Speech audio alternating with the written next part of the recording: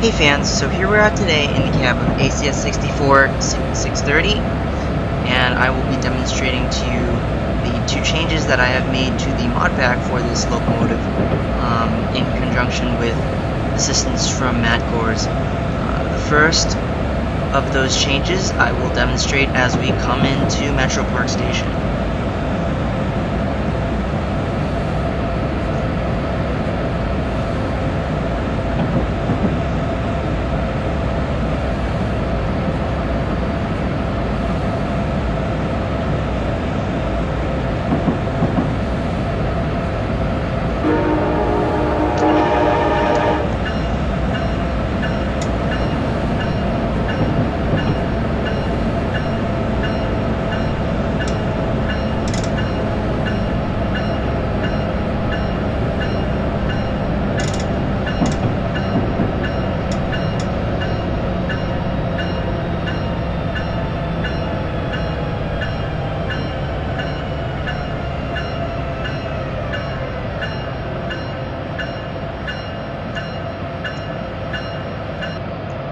Alright, so as you can see there, you can now quill the horn on this locomotive.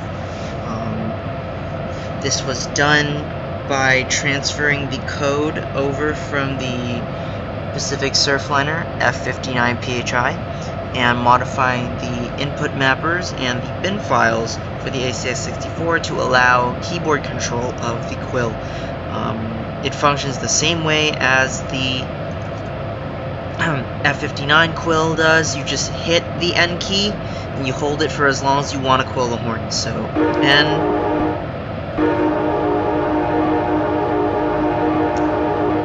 and obviously you can use it in conjunction with the full blast.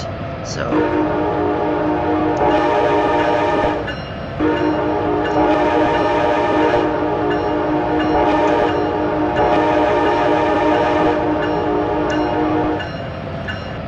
a neat feature that I want to point out is that the bell will activate when you hit the space bar to initiate the full blast, but because the Quill command is separate from the bell command, the bell will not activate when you hit the Quill command. So that's nice. You can quill the horn without activating the bell. So once again, special thanks to Matt Gores for assisting me with that part of the mod update.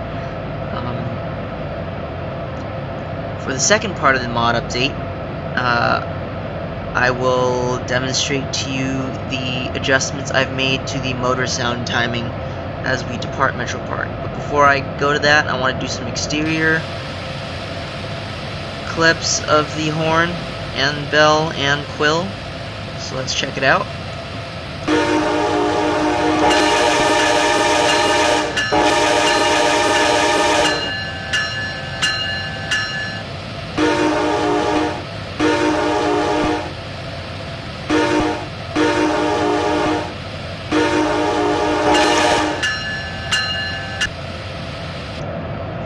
Alright.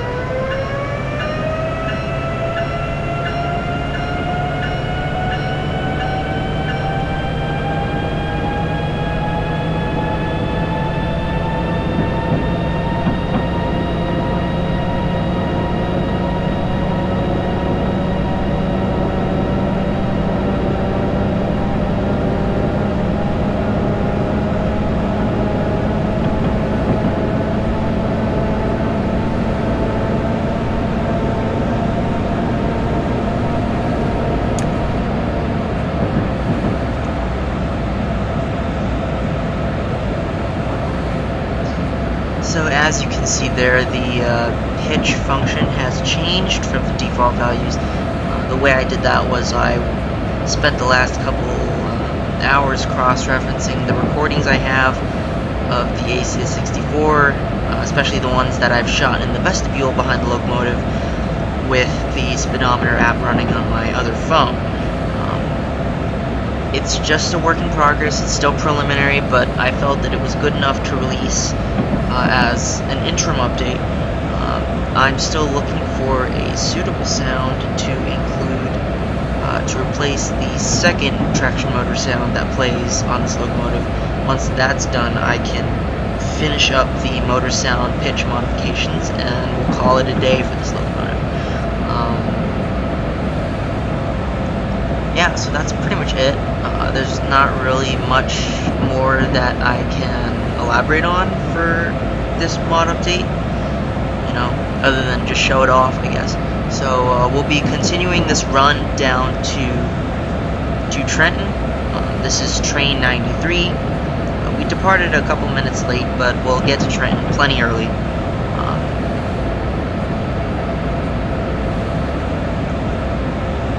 Let's see here. So I think maybe the only other thing that I may be interested in modifying is the rate at which the ditch lights flash.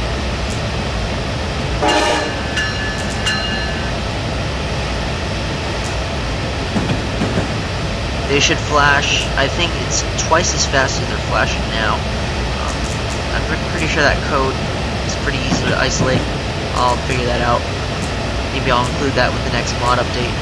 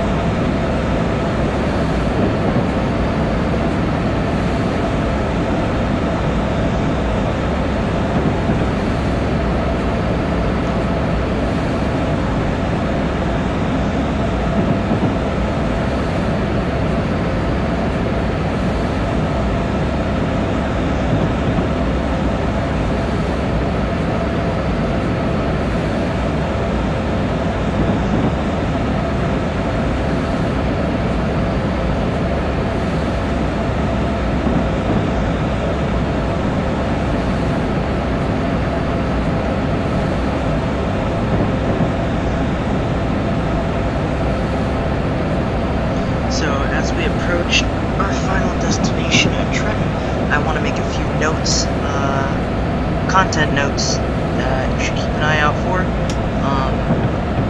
in the next coming weeks.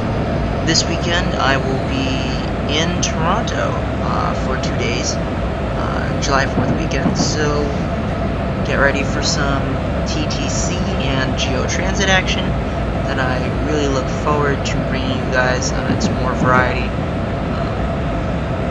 Not my first time up there, so, but for this channel, it'll be my first time up there. So stay tuned for that stuff. And once I come back, I have a whole backlog of things that I want to get done in terms of simulation work. So stay tuned for that as well. I'll keep it vague, so it'll be sort of a surprise, but I guarantee that you will enjoy what I have coming up for you in the next couple of weeks. So, once again, as we come to the station, I want to give a shout out to Matt Gores for assisting me with the addition of the horn quill. He has a bit more coding expertise where I'm a bit lacking, so without him this would not be possible. And again, I will continue to work on the motor sound timing until it's perfect.